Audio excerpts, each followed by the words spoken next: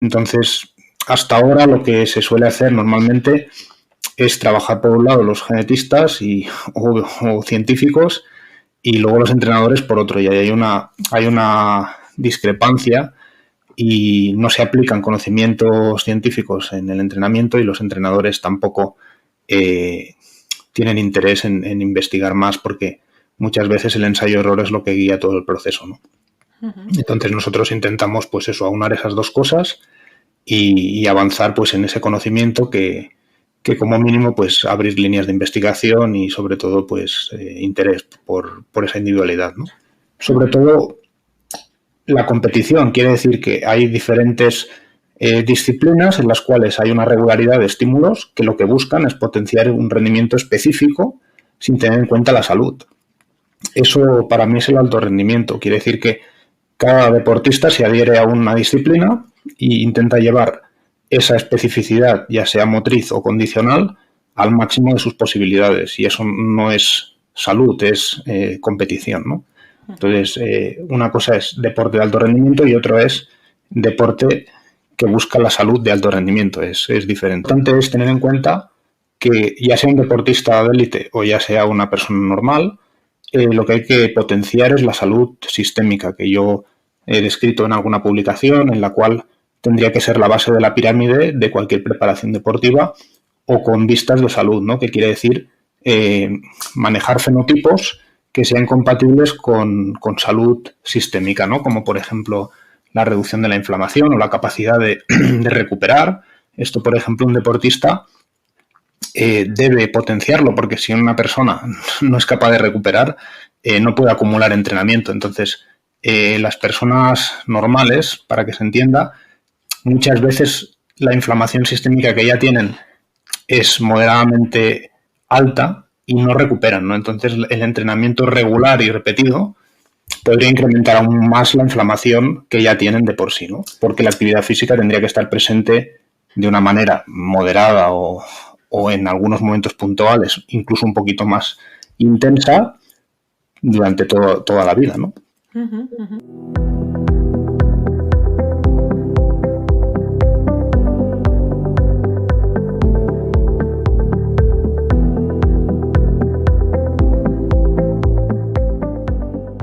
Hola, bienvenidos a un nuevo episodio de Slow Medicine Revolution, el podcast de Slow Medicine Institute. Hoy tenemos con nosotras al doctor Jesús Álvarez Hems. ¿Hems o Hems? ¿Cómo se dice? ¿De dónde viene este apellido? Hems tiene un origen alemán. Uh-huh. Bueno, pues está aquí Jesús. Buenos días, ¿qué tal? Bienvenido. Buenos días. Y vamos a hablar con él sobre cuestiones que yo estoy deseando escucharle, sobre deporte, rendimiento, salud, también microbiota, hipoxia. Bueno, vamos a ver de qué va de sí la entrevista, porque la verdad es que sabe de muchísimos temas, porque está titulado en Ciencias de la Actividad Física y del Deporte, es máster en entrenamiento en alto rendimiento y también doctor en biología y en fisiología y también en biomedicina y biología molecular, un doble doctorado. Está también finalizando el grado superior en dietética. Tiene muchos conocimientos, sobre todo en fisiología adaptativa del ejercicio, en fisiología aplicada en atletas profesionales y en fisiopatología. Y es que es profesor en múltiples ámbitos, en ciencias del deporte, en fisiología, genética, nutrición de precisión y microbioma. Además, ha publicado más de 40 artículos en revistas indexadas sobre todos estos temas. Y es el director científico de Phimolab y ahora nos contará lo que es esto. Podéis encontrar en Instagram la cuenta Phimolab, se escribe con PHYMOLAB y también la página web que saldrá pronto, según nos ha comentado Jesús. Ya sabéis que las notas del episodio estarán todas en slowmedicineinstitute.com/podcast y que podéis seguirnos en nuestro Instagram, porque, bueno, la página de Facebook, como siempre decimos, sigue robada o secuestrada. Pues bienvenido, Jesús. Esto, bueno, ahí es un resumen de tu amplísimo currículum, si no podríamos tirarnos todo el episodio solo comentando tus artículos. Cuéntanos un poquito tu trayectoria, cuál fue tu interés por estudiar inicialmente ciencias de la actividad física y el deporte y cómo has ido luego derivando en cuestiones tantas de fisiología, fisiopatología, microbioma y demás. Y también cuéntanos qué es Fimolab. Bueno, pues buenos días a todos y gracias a ti por invitarme y poder estar un rato con vosotros y transmitir pues mi visión de lo que es la fisiología, el entrenamiento y la salud. También deciros pues que para mí es un honor estar con la doctora Arponen porque para mí es una referencia dentro de lo que es la salud más integral y sobre todo la aplicación de consejos muy útiles para la sociedad actual tal como estamos, ¿no? Muchas gracias. Bueno, yo mi primer origen de todo viene del deporte. Yo fui un atleta, no de un nivel alto, pero intenté ser atleta. Y la pasión pues me llevó a plantearme con adolescencia qué es lo que realmente a mí me gustaba, y lo que me gustaba a mí pues era hacer deporte. Y realmente pues en esas épocas que empezaban los estudios de ciencias del deporte, pues para mí fue una motivación pues poder hacer unos estudios relacionados con la pasión que para mí era el ejercicio, y fue evolucionando porque a medida que estudiaba ciencias del deporte tenía muy claro que había muchas áreas y muchos campos que estaban por explotar desde un punto de vista más científico, sobre todo lo que es el entrenamiento y la aplicación de estímulos en el alto rendimiento, que creo pues que aún tiene mucho por progresar, porque es un ámbito en el cual el deportista pues va al límite, como podría ser un paciente, pero el control que reciben muchas veces no es el mismo que puede tener pues a lo mejor un paciente, ¿no?, en un hospital y con un seguimiento, que muchas veces los deportistas pues van a, como decirte, a tiro de piedra, ¿no? O sea, a ensayo-error, y al final hay muy poca individualización, y eso es lo que guió un poco mi búsqueda del conocimiento y la excelencia pues en ámbitos como la biología o la biomedicina, para entender realmente pues los procesos biológicos y sobre todo pues ya en la última parte los aspectos más moleculares y genéticos, ¿no? Entonces es una pasión para mí el deporte, la salud, que ahora cada vez lo integro más porque hoy hablaré de eso. Pues para mí es una pasión y es un modo de vida, ¿no? Que también pues asiduamente pues practico deporte, compito e intento estar en la mejor forma y salud posible. ¿Y en Fimolab, cómo surge Fimolab y qué hacéis ahí? Pues Fimolab surgió durante el transcurso del segundo doctorado, pues con mi director de tesis, Adriano Odriozola, que él, pues bueno, es un experto en genética. Intentamos aunar todo lo que es, intentamos describir los genotipos más relevantes dentro de la actividad física, y en mi parte pues describí los fenotipos relacionados con funciones fisiológicas básicas, ¿no? Entonces, a partir de ahí intentamos buscar fenotipos desde un punto de vista deportivo, que el fenotipo, pues, como sabéis, pues es la expresión de una función fisiológica, que luego, pues a nivel de marcadores genéticos y la literatura lo que nos describe en determinadas funciones, alelos, etcétera, que se han descrito, pues que son mejores o que tienen una mejor predisposición para desarrollar, por ejemplo, la velocidad o la fuerza, o son mejores en la regulación hídrica, o en la función vascular o en la función cardíaca, pues los intentamos aunar y generar pues un estudio genético que luego se comprobaba con la fisiología en campo. Entonces, de ahí sacamos un perfil que lo que busca sobre todo es crear un contexto individual de lo que es el sujeto, la parte más genética, y lo que es la parte fisiológica, que es lo que se ve, lo que nosotros podemos medir en campo o en una pista o en cualquier sitio donde se pueda mirar a un deportista, ¿no? Entonces, hasta ahora lo que se suele hacer normalmente es trabajar por un lado los genetistas o científicos, y luego los entrenadores por otro, y hay una discrepancia y no se aplican conocimientos científicos en el entrenamiento, y los entrenadores tampoco tienen interés en investigar más, porque muchas veces el ensayo-error es lo que guía todo el proceso, ¿no? Uh-huh. Entonces nosotros intentamos pues eso, aunar esas dos cosas y avanzar pues en ese conocimiento que como mínimo pues abrir líneas de investigación y sobre todo pues interés por esa individualidad, ¿no? Uh-huh.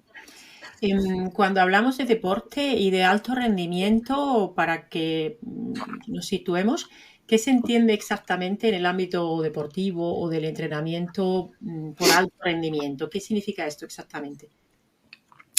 A ver, el alto rendimiento tenemos que, desde mi perspectiva, tenemos que diferenciar el componente fisiológico y el componente técnico-táctico o específico de un deporte determinado por reglas deportivas, ¿no?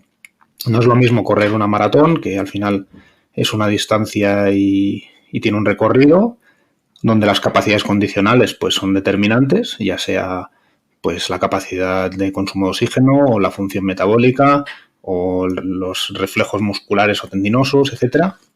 Eso es un aspecto, pero luego está, por ejemplo, el tenis, ¿no? El tenis es un deporte en el cual hay reglas y el deporte es muy específico, quiere decir, se tiene que golpear con un instrumento, la pelota mide y pesa tanto, el campo es determinado. Entonces, el alto rendimiento, la gente entiende, cuando se hacen muchos estudios, y tú lo sabes, Sari, pues se dice alto rendimiento, por ejemplo, a un jugador de baloncesto, ¿no? Pero en realidad no es un deportista con unas capacidades condicionales extraordinarias y muchas veces no se encuentran a lo mejor marcadores genéticos porque la muestra, yo que sé, son 300 deportistas de alto rendimiento, pero que de alto rendimiento a lo mejor son solo los ciclistas, los corredores de fondo, los velocistas y deportes mucho más condicionales, ¿no?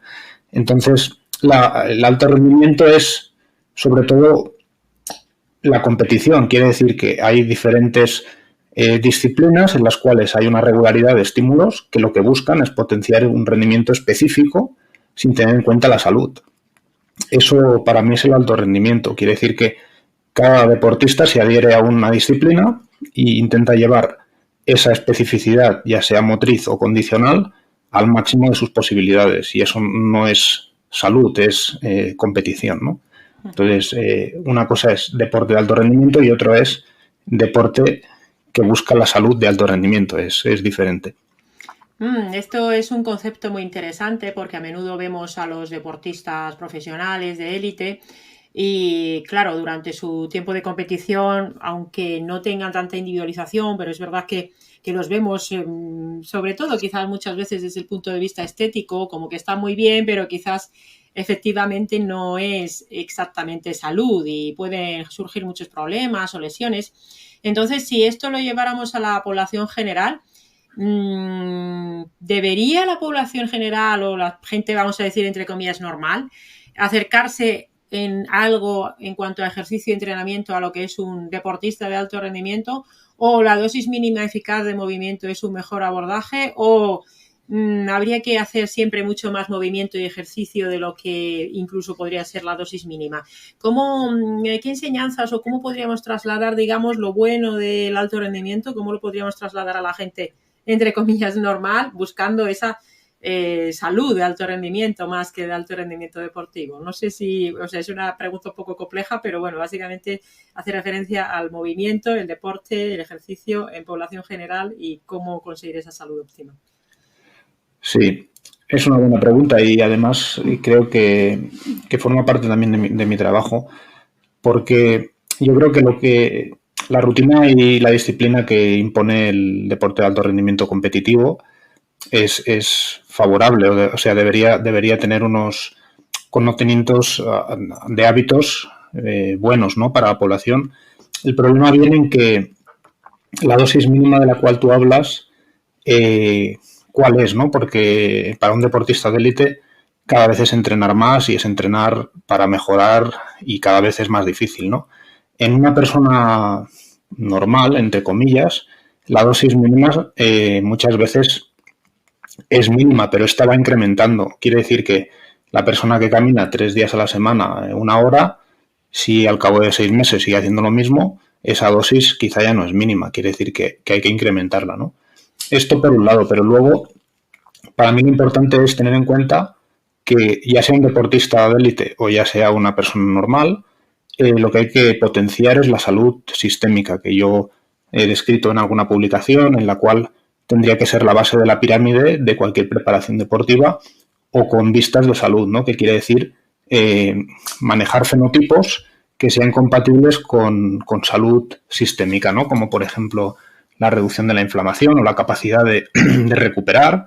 Esto, por ejemplo, un deportista debe potenciarlo, porque si una persona no es capaz de recuperar, no puede acumular entrenamiento. Entonces, las personas normales, para que se entienda, muchas veces la inflamación sistémica que ya tienen es moderadamente alta y no recuperan, ¿no? Entonces, el entrenamiento regular y repetido podría incrementar aún más la inflamación que ya tienen de por sí, ¿no?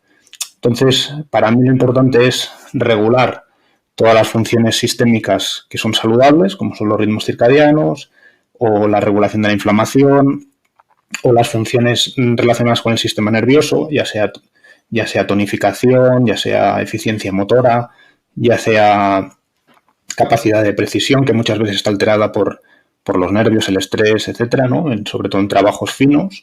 Luego, funciones sistémicas que tú como médico internista pues lo sabes, cómo es tener una función renal adecuada, cómo es tener una función electrolítrica importante, cómo es regular las funciones de oxigenación, de manejo del metabolismo, de manejo de la depuración, ya sea función renal o función hepática, que para mí es básica en un deportista. Quiere decir, si un deportista ya no tiene esto, no puedes acumular carga específica, porque al final el deportista acaba lesionándose, a lo mejor de una rodilla, de un tejido muscular, pero eso es la extensión de una reactividad sistémica global. Quiere decir, hay una acumulación de toxinas, tiene permeabilidad intestinal, tiene una inflamación crónica asociada, por ejemplo, a la alimentación, no descansa bien. Entonces, al final, aunque tú en un papel escribas una carga de entrenamiento específica, al final eso acaba afectando a su rendimiento o a su progresión o a su acumulación de carga, esa dosis que tú comentas,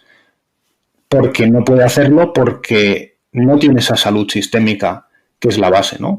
Entonces, en las personas normales, las personas de a pie, que ven el deporte como salud, han de tener en cuenta que el deporte es una acción inflamatoria. Quiere decir que el deporte de por sí no es que sea bueno o malo, es una acción que estimula el cuerpo, estimula las funciones fisiológicas en un nivel más elevado, y eso nos puede ayudar a generar pues mecanismos adaptativos que en un medio o largo plazo favorezcan nuestras funciones fisiológicas, que eso es lo que es ideal, ¿no? O sea, cuanto mejor funcione tu cuerpo, teóricamente pues más capacidad tienes pues para desinflamarte, para detoxificar, para mejorar tu función energética o metabólica, etcétera, ¿no? Entonces, la actividad física, por eso en un deportista está más alejado a lo mejor de enfermedades más comunes, porque esta función básica la tiene como más desarrollada, ¿no? Y ya se sobreentiende que un deportista, pues el riñón le funciona bien, el hígado o la capacidad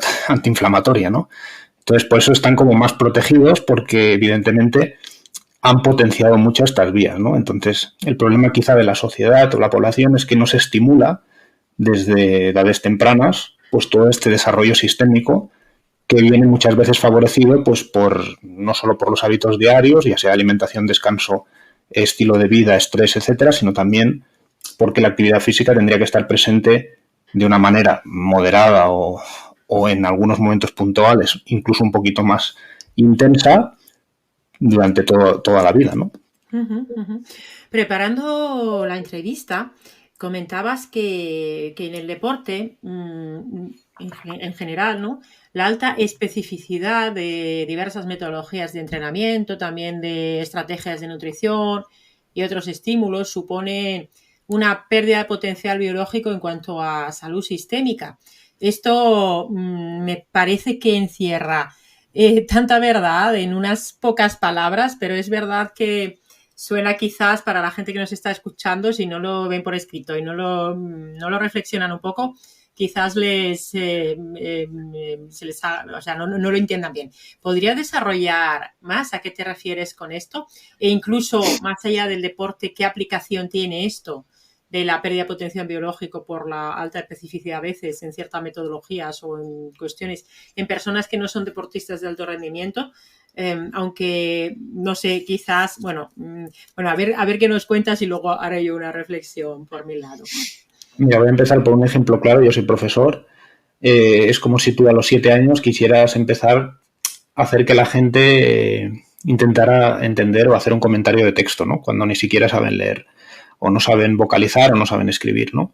Entonces la caligrafía viene antes, ¿no?, de empezar a desarrollar y escribir, ¿no?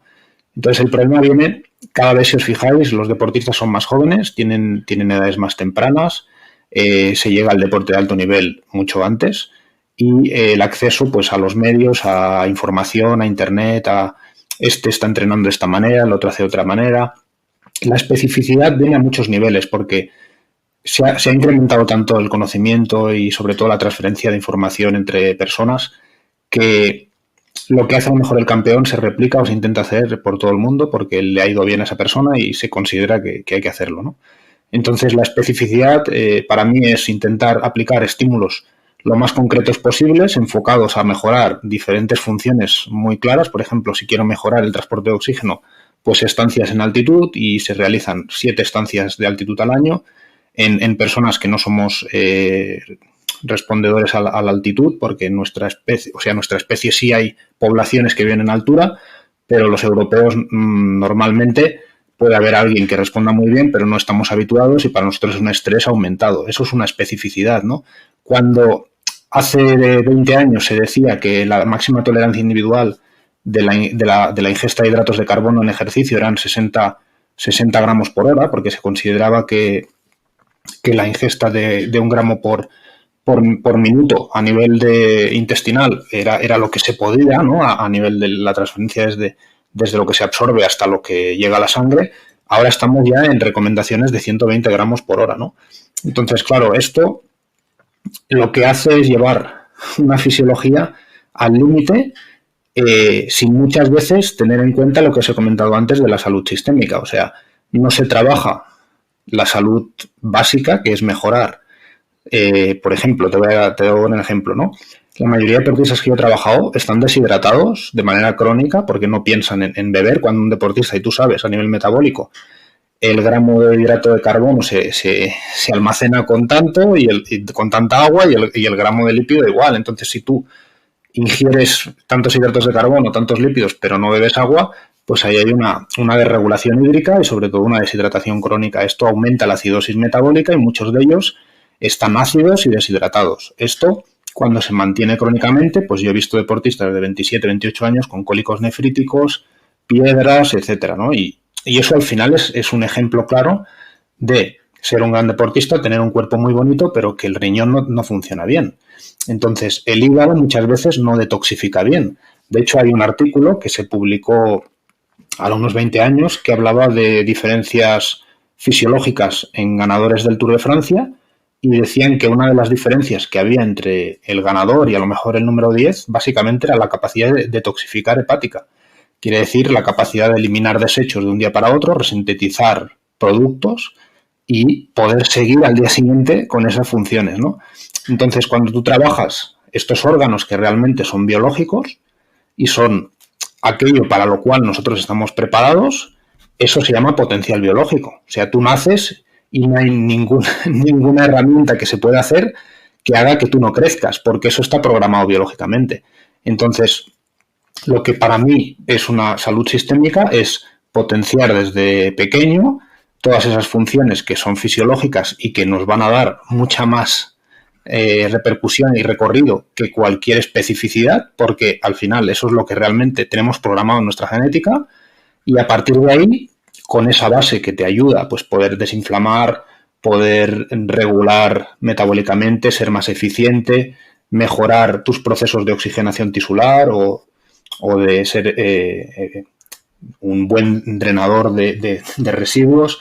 Cuando tú tienes todo eso que funciona bien, puedes aplicar la especificidad con cierta garantía para aguantar esa carga, porque la especificidad es la que lesiona, es la que produce enfermedades y es la que hace que haya reactividad, ¿no? Entonces, como tú sabes, la lucha entre el sistema nervioso y el sistema inmune es catastrófica.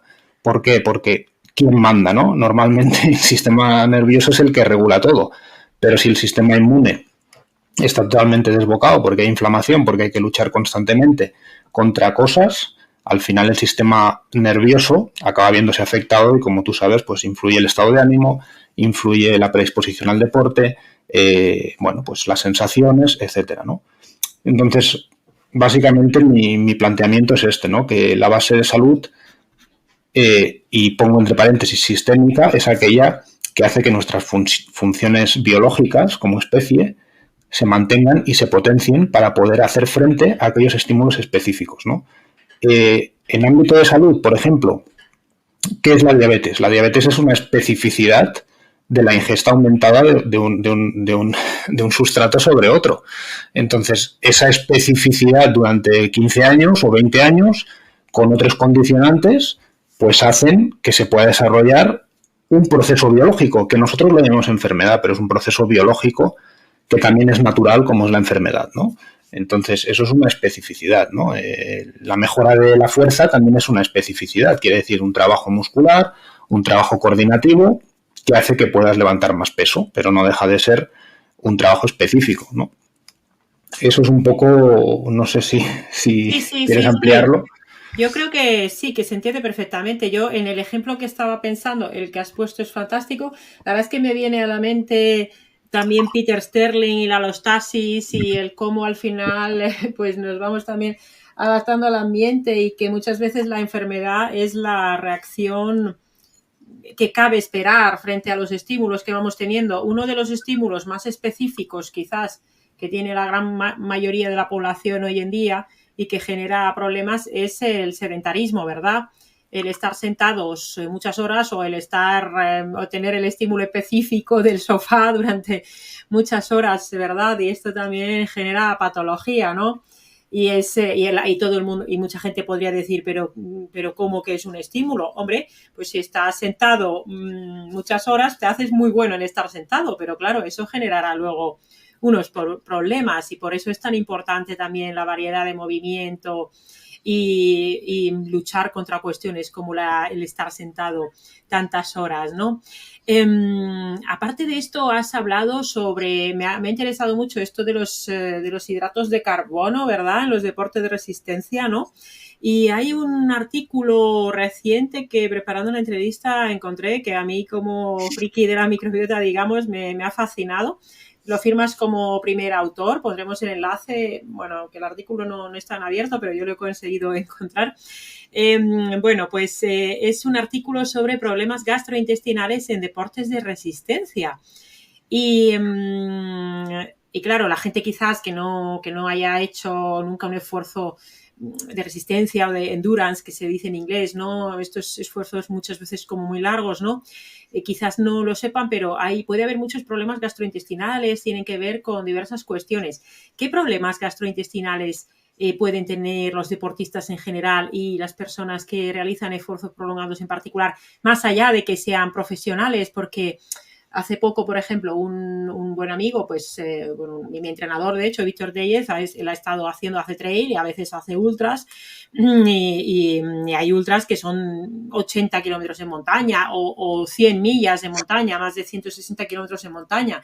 ¿Qué tipo de problemas gastrointestinales surgen en general en estos contextos?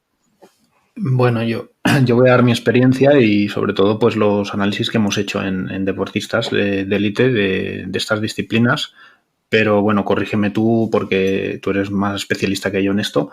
Nosotros lo que vemos es que el deporte por sí, pues cuando es muy prolongado o muy intenso, lo que hace es generar pues una redistribución de la sangre que va hacia los músculos activos, en este caso pues los músculos en contracción, y esto hace que vaya menos sangre al intestino, ¿no?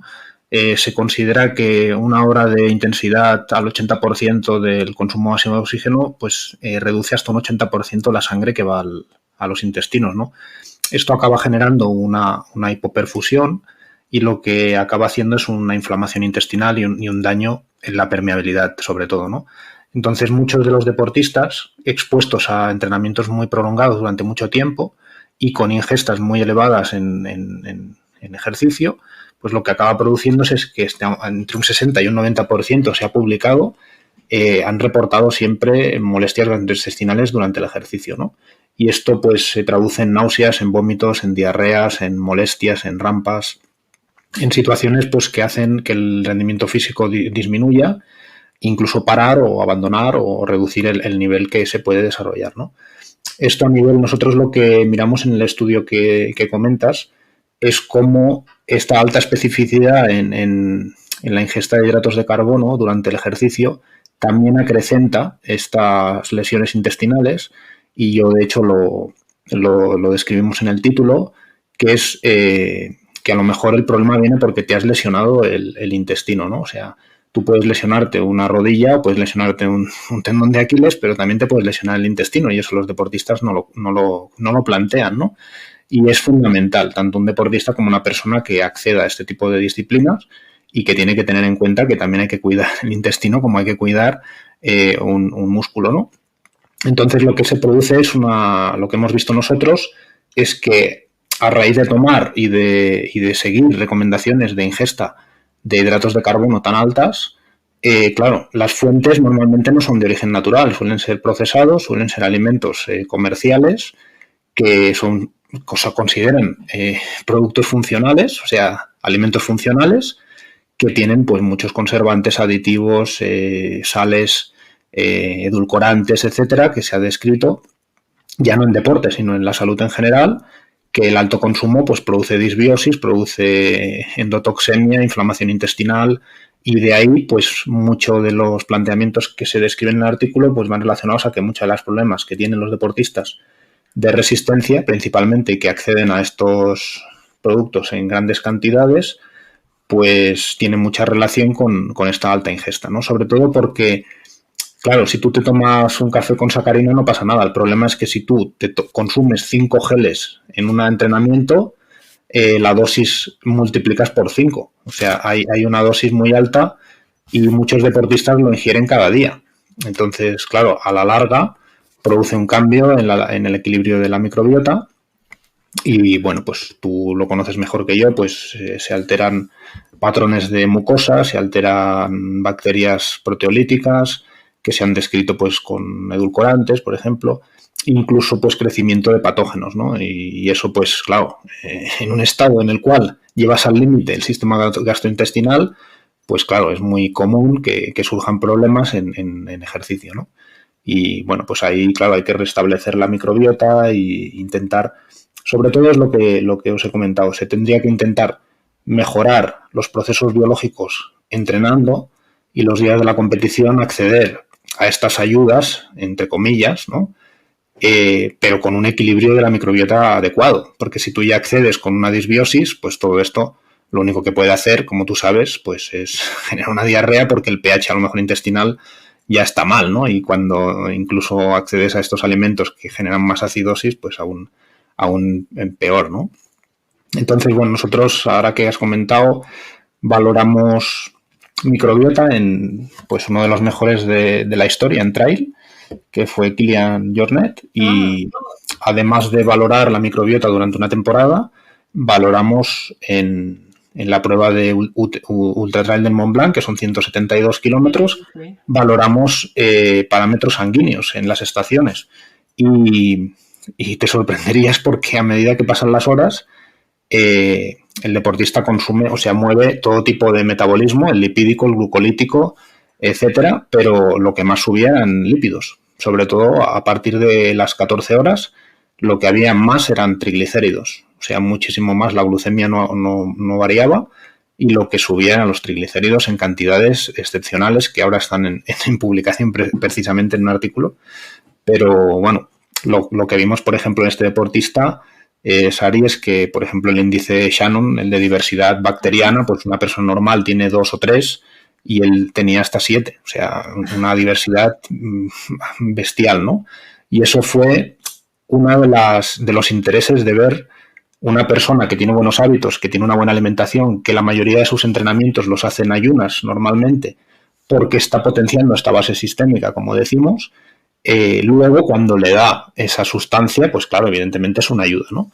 Pero él, lo que vimos básicamente es que es muy flexible metabólicamente, quiere decir que utiliza todos los sustratos que tiene disponibles, y eso va en contra mucho de la teoría que tú sabes que dice que la glucólisis inhibe la lipólisis, y nosotros vimos que eso no era así, porque tenía 18 de lactato y movía triglicéridos, con lo cual tiraba con todo lo que tenía, ¿no? Y eso pues es un potencial biológico real. Bueno, eso es todo súper interesante, fascinante. Para ser Kylian Jornet, pues no solo hay que tener unos genes, una mentalidad, una fisiología fantástica, también una microbiota especial. Sí, La verdad es que el artículo es súper interesante porque, por ejemplo, viene una tabla donde habla de los aditivos presentes en muchos geles, bebidas, barras energéticas que se utilizan a menudo en, bueno, en este tipo de situaciones, ¿no? Y viene toda la lista de emulsionantes, de bueno, diversos conservantes, estabilizadores, colorantes. Y aunque algunas son sustancias naturales, muchas otras tienen efectos estudiados bastante perniciosos en la microbiota. Y no porque algo se venda como para rendimiento deportivo significa que vaya a ser beneficioso para la salud. Estaba pensando que probablemente, además del hecho directo, porque bueno, yo como me has escuchado, sabrás que a mí siempre la microbiota oral también me inquieta especialmente y claro, este tipo de productos también sobre la microbiota oral, según su cantidad de consumo y según el patrón respiratorio del deportista, que bueno, no sé hasta qué punto tienen en cuenta la respiración en los deportistas de élite o profesionales, me refiero al tema de la respiración nasal, en qué momento se empieza a respirar por la boca, porque claro, esto también va a cambiar la microbiota y genera diversos cambios fisiológicos. Bueno, ¿sabes si hay algún? Es que esto no lo he mirado mucho, la verdad. ¿Sabes si hay estudios en microbiota oral y rendimiento deportivo o esto se ha mirado menos? nosotros hemos obtenido muestras, lo que pasa es que no la hemos acabado aún de... Tenemos muchas muestras, pero aún estamos con muchos datos de aquí, pero sí que se ha hecho bastante cosa y lo que me dice sobre todo, sí, la erosión que se produce con los hidratos de carbono durante el ejercicio, sobre todo porque como hay una respiración, como tú dices, pues evidentemente se genera menos saliva y todo esto produce mucha más erosión dental. De hecho, tenemos un artículo nosotros hace años que publicamos sobre el pH de la saliva con ejercicio, ¿no? Y se veía que a más intensidad de ejercicio, pues se aumentaba, digamos, todo lo que serían adaptativamente las bombas de bicarbonato oral para tamponar toda esa acidosis, ¿vale? Porque en la boca se puede detectar también lactato y ácido. Y una respuesta adaptativa es generar más alcalosis durante el ejercicio, o sea, los deportistas anaeróbicos tienen el pH más alto y los de resistencia suelen tener el pH más bajo, ya sea por la ingesta, porque toman muchos hidratos de carbono simples y esto genera más acidosis a nivel bucal y suelen tener más caries, eso es lo que vimos, ¿no? Entonces, bueno, sí que es interesante el estudio de la microbiota oral, tú sé que hablas de ello y sé que siempre refieres a los dentistas como algo fundamental, yo también lo creo. Creo que si hay una infección bucal, pues eso va a afectar evidentemente a la microbiota intestinal y sobre todo si hay estudios, y esto a lo mejor lo sabes, de lesiones musculares que se han producido por caries y por mala salud bucodental. O sea, eso está demostrado y se ha visto, ¿no? E incluso gente que se han perdido partidos clave, futbolistas de estos muy importantes, que por una caries se ha perdido un partido. Y tú imagínate que ni siquiera pues, en un club como el Barcelona o el Madrid se mire la boca, ¿no? O sea, es decir, como un deportista puede llegar a tener una inflamación tan grande como para perderse un partido tan clave porque no se ve la boca, ¿no? Sí, Es sí, fundamental. eso, Eider Unamuno, no sé si la conoces, que hace odontología, tiene una formación en odontología deportiva. ¿La conoces? No. Pues bueno, sería interesante porque ella es dentista y habla sobre la odontología deportiva y en la formación hablan tanto desde el punto de vista de lo que es la biomecánica, cómo influye, pero también, por supuesto, sobre la microbiota, porque efectivamente tener una disbiosis oral puede dar muchos problemas por la inflamación a nivel sistémico y efectivamente yo es que esto tuve ocasión de preguntarlo y lo comenté en otro episodio a un, bueno, pues a un responsable de los servicios médicos de un cierto equipo, de un cierto deporte, además muy de alto nivel, y me dijo que esto de la boca y el deporte que eso no, que no tiene evidencia, la verdad es que es bastante llamativo, ¿no? Y luego, bueno, la verdad es que este tema de la microbiota yo me podría centrar en esto todo el rato porque me fascina, me interesa un montón, pero hay otro ámbito súper interesante sobre el que también has publicado, he estudiado bastante, que es el tema, hablamos de la respiración, y es el tema de la hipoxia intermitente.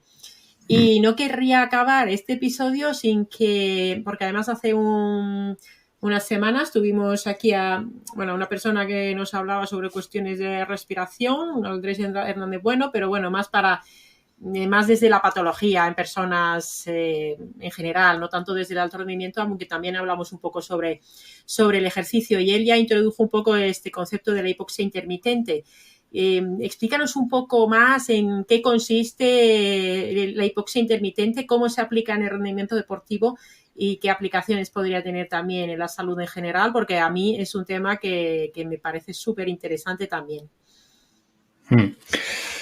Bueno, a ver, todo lo que sea un estímulo, en este caso la hipoxia intermitente como estímulo concreto, que se utiliza no tanto en salud, pero sí en ejercicio, fue motivo de mi tesis doctoral, la primera que realicé en biología. Y bueno, pues el grupo de investigación que tenía la facultad pues estaba enfocado hacia la hipoxia, y yo lo enfoqué, digamos, hacia la hipoxia intermitente porque es un área que estaba mucho menos desarrollada.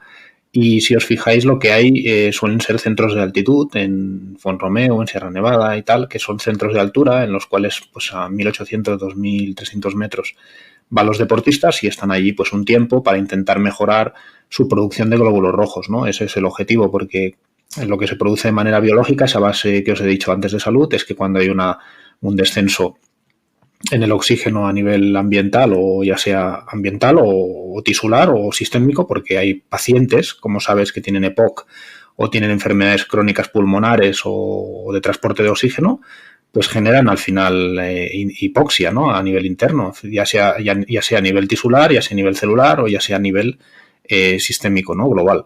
Entonces, el estímulo de hipoxia en deportistas o en personas de a pie, pues lo que produce es un estímulo más, ¿no? Voy a explicar y desarrollar un poco este concepto. Por ejemplo, cuando hablábamos antes de la alimentación, igual que, por ejemplo, la reproducción en la mujer, es un acto inmune. Quiere decir que dentro del organismo tiene que entrar una sustancia que el organismo tiene que detectar si eso es favorable, no es favorable, y ahí hay que responder. Quiere decir que por ejemplo, comer muchas veces al día, que yo siempre lo digo, lo que están haciendo es hacer que el sistema inmune trabaje mucho, ¿no? Y al final, eso en una persona inmunodeprimida o con inflamación crónica de bajo grado, pues eso incluso puede acrecentar ese estado, ¿no? La hipoxia es un estímulo más, quiere decir que la hipoxia o la hipertermia, que también se está empezando a utilizar, las saunas, estímulos de calor, para mejorar el rendimiento, volvemos a lo mismo, para mejorar el rendimiento competitivo, pero no dejan de ser estímulos sistémicos que lo que buscan es alterar las condiciones fisiológicas para mejorar esa función, ¿no? Entonces, en deporte, ¿por qué es importante el oxígeno? Pues porque el oxígeno, como sabéis, es fundamental para realizar todas las funciones energéticas, ¿no? La combustión de energía, la producción de oxigenación de los tejidos y de la vida en general, ¿no? Entonces, el proceso de homeostasis del oxígeno, que en este caso tengo algún artículo, es a nivel de absorción de oxígeno, a nivel pulmonar, a nivel de transporte, que es cuando está unido a hemoglobina y con glóbulos rojos, y luego está la absorción y el consumo de este oxígeno en los tejidos, ¿no? El proceso, cuando se aplica un estímulo de hipoxia, puede ir enfocado a estos tres niveles, o mejorar la función ventilatoria, o mejorar el transporte de oxígeno, o mejorar esa absorción y consumo en el músculo o en el tejido, ¿no?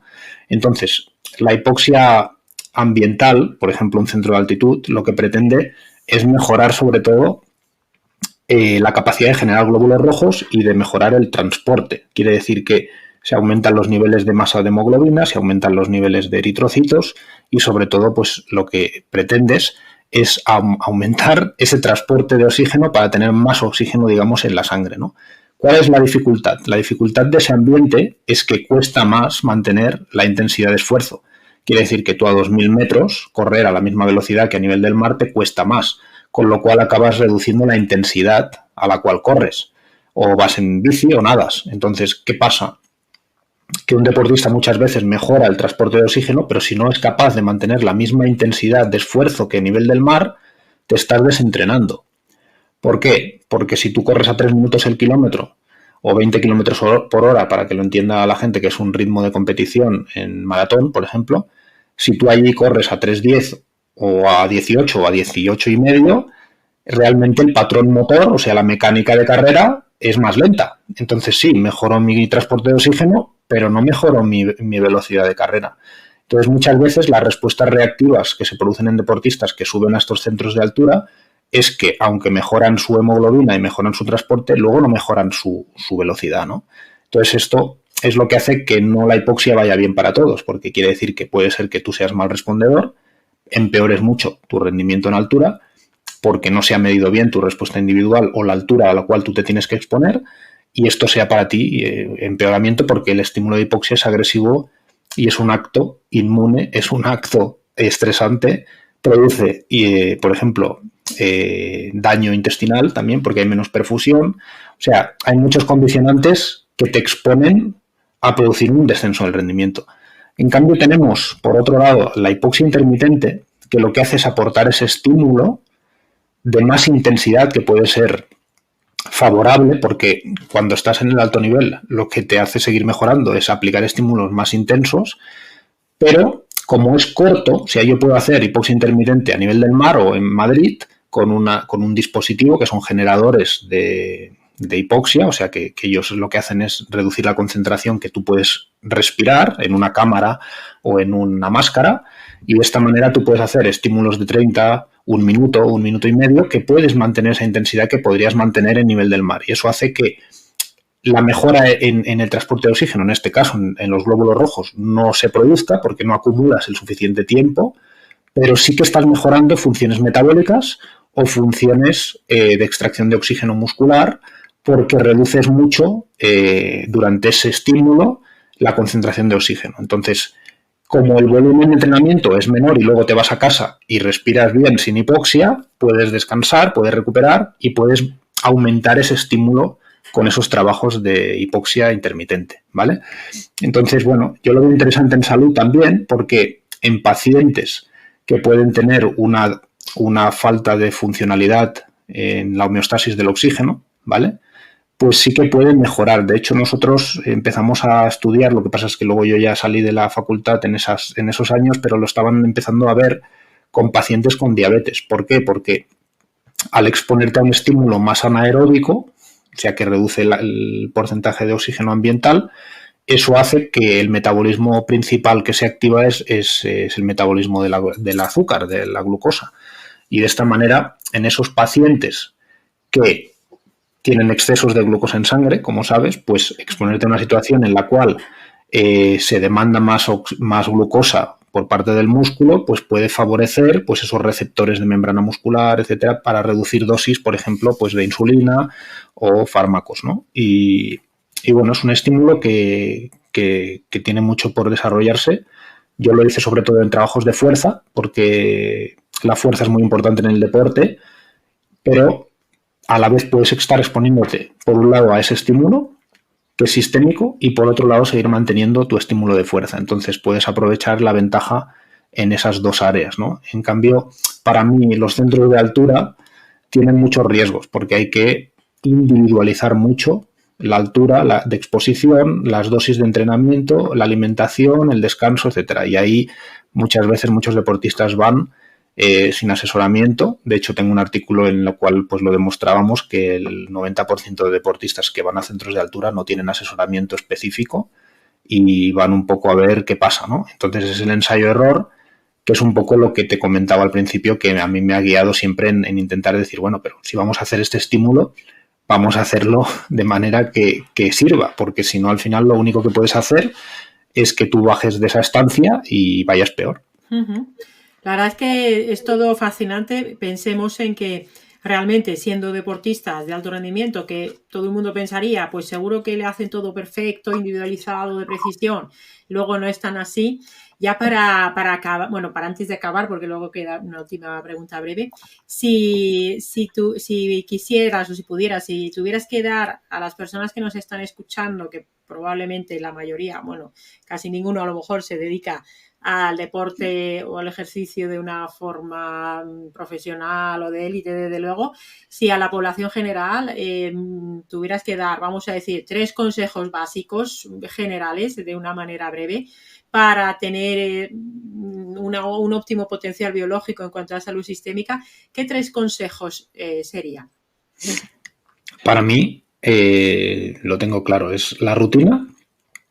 Una buena rutina es la clave, basada en mantener una buena hidratación, un buen descanso y disfrutar de la alimentación desde un punto de vista consciente. Quiere decir que cuando se come algo, que se sea consciente de qué se está comiendo. O sea, a ver si me explico bien.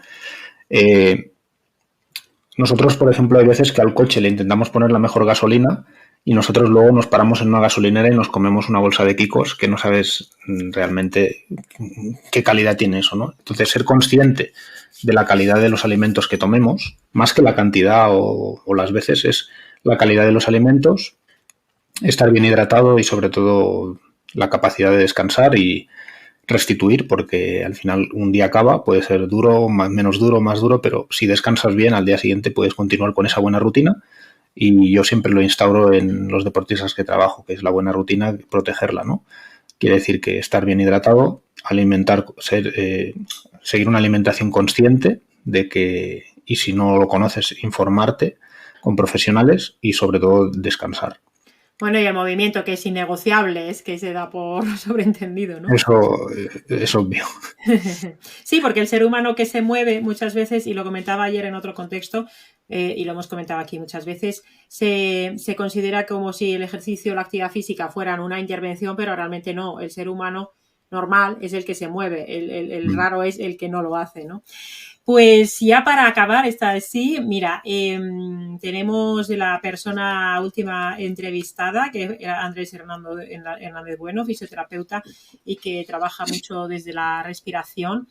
Te dejaba 2 preguntas para ti. Yo no sabía entonces ni tampoco él quién ibas a ser. Y las preguntas eran, por un lado, si sueles tener la boca seca por las mañanas al despertar, y por otro lado, ¿cuándo fue la última vez que te tomaste 5 minutos para estar en quietud y prestando atención a la respiración? Pues no me levanto con la boca seca. Bueno, esto tú lo sabes porque lo pregunta, claro. Y luego, pues, esta mañana en la cama antes de levantarme, pues he estado 5 minutos relajándome y siendo consciente de mi corazón y de mi respiración. Normalmente, siempre que puedo, antes de despertar, lo intento hacer. Qué bien. Pues que hay mucha gente que va por ahí, bueno, y sobre la respiración la verdad es que hay muchísimo publicado y mucha gente presta poca atención, ¿no? Y ahora déjanos una pregunta para la próxima persona, bueno, para la próxima persona entrevistada, sí, puede ser lo que quieras. Podría ser una pregunta tipo, si por la mañana cuando te levantas te sientes cansado o tienes ganas de moverte. Pues es una buena pregunta, porque mucha gente se levanta hecha polvo, ¿no? Claro, eso para mí es fundamental. Y luego la que os he comentado, si realmente eres consciente de tus procesos biológicos, o sea, qué inercia tienes a nivel de vida, ¿no? Si eres consciente de tus rutinas. Pues son muy buenas preguntas. Pues hasta aquí la entrevista. La verdad que a mí me parecen temas fascinantes lo que estáis haciendo y las publicaciones que tienes son, porque, bueno, publicar es complicadísimo. O sea, tienes muchísimas publicaciones. Publicar en revistas científicas implica muchísimo trabajo. Mucha gente yo creo que no sabe todo el trabajo que hay detrás de un paper, de un artículo científico. Cuando empiezas a mandarlo y luego para que te lo acepten, a lo mejor hay que mandarlo a otro sitio, y encima es una cosa que ahora, bueno, pues hay todo tipo de publicaciones y no todas siempre tienen la misma calidad y parece que que además hay como esa presión a veces por publicar, ¿no? En los ámbitos académicos, ¿verdad? Y la publicación científica, o sea, tienes muchísimas, te felicito por ello, porque la gente que no ha publicado nunca, yo creo que no sabe realmente lo difícil que es a menudo y los quebraderos de cabeza que da, pero también la satisfacción de transmitir los conocimientos, así que enhorabuena. Te agradezco, pero bueno, yo no me considero científico porque eso es como todo, ¿no? Hay que ser casi profesional para ser un científico y tener mucha producción. Pero bueno, intento pues las visiones, sobre todo cuando estuve trabajando más en hipoxia y ahora con la microbiota, pues al menos dar alguna pincelada de lo que veo, pues porque a lo mejor puede avanzar, ¿no? Y ayudar sobre todo en la nutrición. Creo que ahora mismo se está en una alta especificidad que es dañina, ¿no? Pues muchas gracias, te deseamos muchos éxitos. Pondremos en las notas del episodio en soulmedicineinstitute.com/podcast el enlace a la cuenta de Instagram de Fimolab y también a esa página web que pronto estará operativa. Muchas gracias y hasta que nos coincidamos en otra ocasión. Gracias a ti, Sari, y a los oyentes. Adiós.